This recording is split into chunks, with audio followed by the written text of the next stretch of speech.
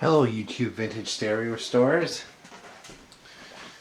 So this is part 3 of our KA-2000 rebuild, and what I'm going to do as I go along, I'm going to kind of do a little start. Like for instance, I cut this one out and I desoldered here so that it would just speed up the video, and it's also less nerve-wracking.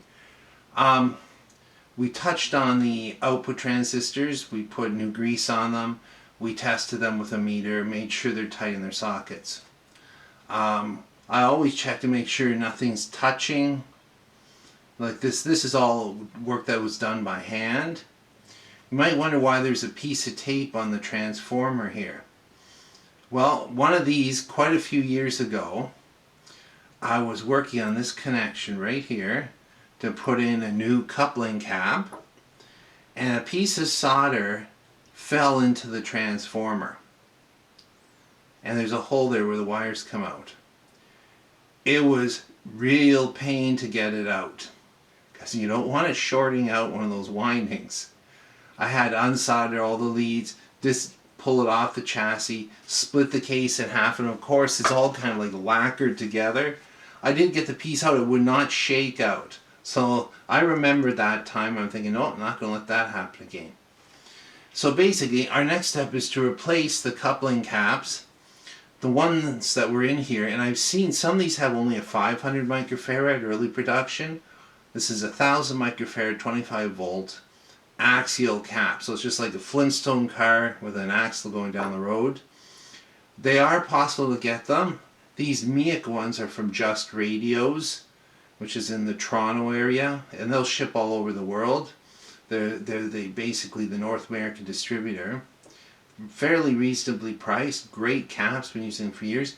They're also, it's kind of hit and miss. Some of the big outfits like Newark and Mauser, they do have them. There's some Sprague ones, but they don't always have them, and they're considerably more expensive. So that's just a little shout out for Just Radios. I don't have, I don't get any kickback or anything. I just use their stuff. Maybe they'll send me some free stuff. You never know. For using their products. So, although originally it has some just on the positive side, I use some spaghetti tubing. So we're going to put it in there like that.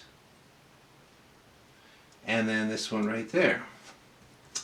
So, maybe just cut that one down a hair. And remember your polarity. So that's going to sit right there.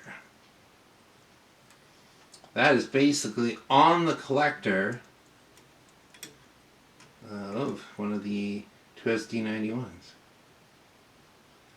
Let's get it pinched on there.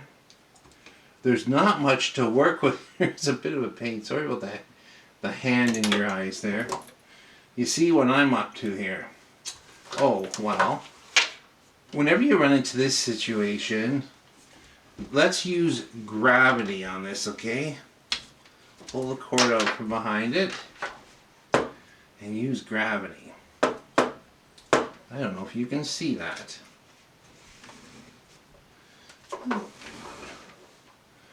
Maybe kind of a side view like that? Yeah.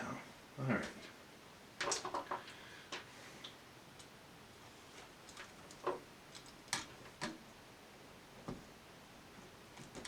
Aha, that's good. That's where you want it. Let's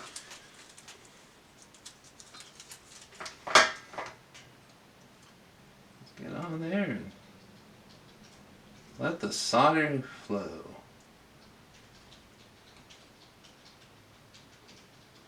It's a pretty solid lug. It's going to need a minute to get down there. The low wall giant. Oh, that's a good one. So we're going to do that type of thing.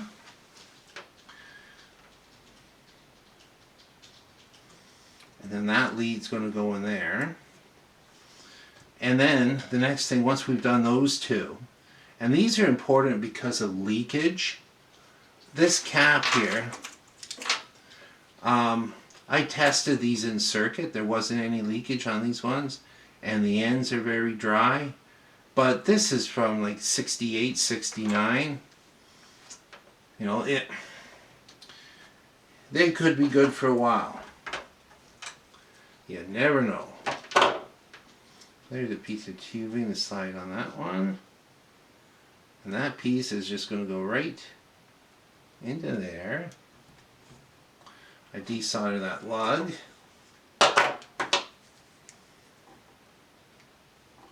And bring that around. Nice thick leads on these caps. Wow.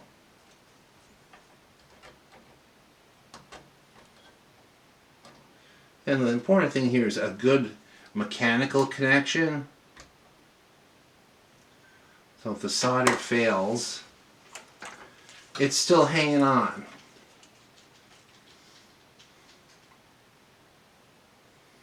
This guy's, let it seep in there like that. Maybe a little too much solder on that one. I can fix that later. So there's what we have. The newer cap is a larger voltage and capacity, but it's a smaller cap. So it leaves you a little more room. So the thing would be to do the next one. But you can actually, if you're in a pinch and you can't get these caps, you can actually use a radial cap. And I've done that too, where basically you sit it here and you just put the leads, and the leads may not be long enough. If you do need to use a radial cap, just because that's what you have, just make sure it's not touching anything. This is the area where just a momentary contact will blow out the transistor. And then just make sure those aren't touching anything. Okay, thanks for watching and listening.